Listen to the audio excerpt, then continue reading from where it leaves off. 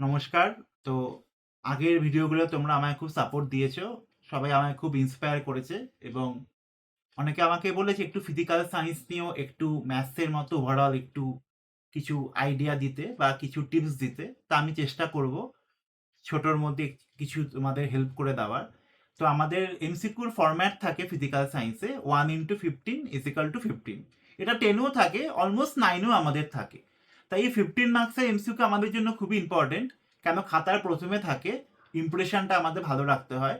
তো এই 15 মার্কসের মধ্যে দেখবে 7 থেকে 8 মার্কস তোমরা খুব ইজি পেয়ে যাবে। কেন এই জন্য আমাদের কি লাগে, আমাদের সব ডেফিনেশন ভালো করে পড়তে লাগে, ইউনিট বা একক ভালো করে পড়তে লাগে এবং এক্সাম্পল উদাহরণ ভালো করে পড়তে লাগে। তো আমাদের যত চ্যাপ্টার আছে তার ডেফিনেশন, এক্সাম্পল যদি ভালো করে পড়িনি, সংজ্ঞা উদাহরণ ভালো করে পড়িনি, তাহলে কিন্তু হাফ এমসিকিউ আমাদের গ্র্যাব হয়ে যাবে। বাকি এমসিকিউর জন্য আমাদের একটু বুদ্ধি খাটাতে হবে।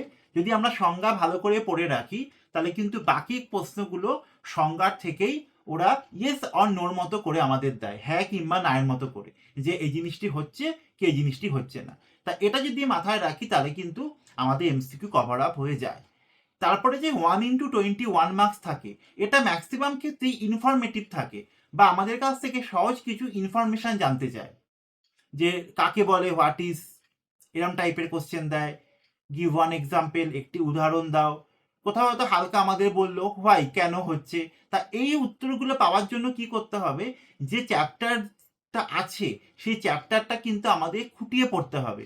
খুঁটিয়ে পড়তে হবে মানে তার যদি কোনো একটা সংজ্ঞা বা ডেফিনেশনের 5টা এক্সাম্পল থাকে, 5টা এক্সাম্পলই ভালো করে পড়তে হবে। আর কি পড়তে হবে, এক্সাম্পলটা কোন কোন কন্ডিশনের ওপর ডিপেন্ড করে আছে, সংজ্ঞাটা কোন কোন বিষয়ের ওপর ডিপেন্ড করে আছে। যদি আমরা কোনো একটা উদাহরণ আমরা এখান থেকে নিয়ে নিই, আমাদের হয়তো বললো যে ডিফাইন আয়নিক বন্ড বা আয়নিক বন্ডিং, আমাদের বললো আয়নীয় বন্ধনের সংজ্ঞা দিতে। তা আমরা যদি আমাদের বই দেখি, তাহলে আমরা দেখব সেখানে আয়নিক বন্ডিং এর সংজ্ঞায় বলা আছে যে ওখানে ক্যাটায়ন অ্যানায়ন তৈরি হচ্ছে, এর মেল্টিং বয়লিং পয়েন্ট হাই, গলনাঙ্ক স্ফুটনাঙ্ক বেশি। তা এই জিনিসগুলোর ওপর কিন্তু সংজ্ঞা নির্ভর করে আছে, এর ওপর ডেফিনেশন নির্ভর করে আছে। এরকম করে পড়লে কিন্তু আমরা 1 × 21টা কিন্তু আমরা পেতে পারি। কেন আমরা কোশ্চেন দেখেছি, বেশিরভাগ কোশ্চেন কিংবা প্রশ্নপত্রই কিন্তু এই সংজ্ঞার ওপরই থাকে, সংজ্ঞার থেকে কেটে কেটেই দিয়ে দেয়, যে সংজ্ঞা লজিক থেকেই দিয়ে দেয়। এবার 2 × 9 আমাদের কি থাকে, যে চ্যাপ্টারগুলোতে আমাদের নিউমেরিক্যাল থাকে, যে চ্যাপ্টারগুলোতে আমাদের ফিজিক্যাল সায়েন্সের অঙ্ক থাকে, সেই অঙ্ক আমাদের ভালো করে কিন্তু প্র্যাকটিস করতে হবে। গ্যাসের ধর্ম, বিহেভিয়ার অফ গ্যাসেস, ইলেকট্রিসিটি, চলতরিৎ, এই দুটো চ্যাপ্টারে কিন্তু অঙ্ক আমাদের নিউমেরিক্যাল কিন্তু ভালো করে প্র্যাকটিস করতে হবে।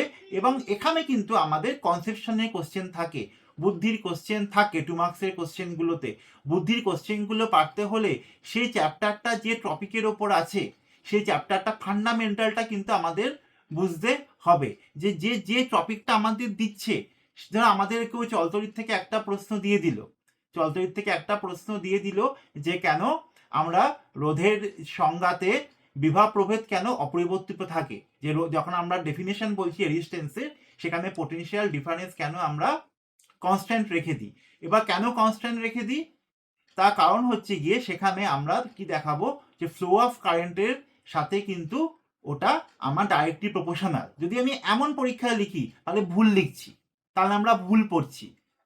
পড়াটা উচিত কেমন করে, আগেই আমরা কি পড়ে নিই, ভি প্রপোর্শনাল আই, তার মানে ভি এর সাথে আইটা হচ্ছে তোমার কি ডাইরেক্টলি প্রপোর্শনাল বা সরল সম্পর্ক। তারপর আমরা কি জানি, ভি ইজিক্যাল টু আই আর, সেখান থেকে আটটাকে নিয়ে আসি। এই যে আটটা তাদের কোথা থেকে আসছে, ভি এবং আই থেকে আসছে। এই যে একটা সংজ্ঞা বা ডেফিনেশন পড়ছি, তার থেকে আরেকটা ডেফিনেশন নিয়ে আসছি, এই জায়গাগুলো যেখানে আছে ভালো করে পড়া প্রয়োজন। সঙ্গে যে চ্যাপ্টারগুলোতে অ্যাডভান্টেজ, ডিসঅ্যাডভান্টেজ, সুবিধা অসুবিধা, পার্থক্য, সিমিলারিটি, ডিফারেন্স এগুলো থাকে, সেগুলো ভালো করে কিন্তু পড়া প্রয়োজন। আর 3 মার্কসের কোশ্চেন কিন্তু ম্যাক্সিমাম আমাদের 2+1, 1+2 এমন করে থাকে। এখানেও নিউমেরিক্যাল ইম্পর্টেন্ট, এখানে লগুলো কিন্তু খুব ইম্পর্টেন্ট। যে লগুলো আমাদের কাছে আছে, যে সূত্রগুলো আছে, সেগুলো কিন্তু ইম্পর্টেন্ট। ল, নামকরণ, এগুলো কিন্তু আমাদের কাছে খুব ইম্পর্টেন্ট। এখানেও কিন্তু মিক্স থাকে, মিক্স মানে ডাইরেক্ট থাকে, ইনফরমেটিভ থাকে অ্যান্ড কনসেপচুয়াল থাকে।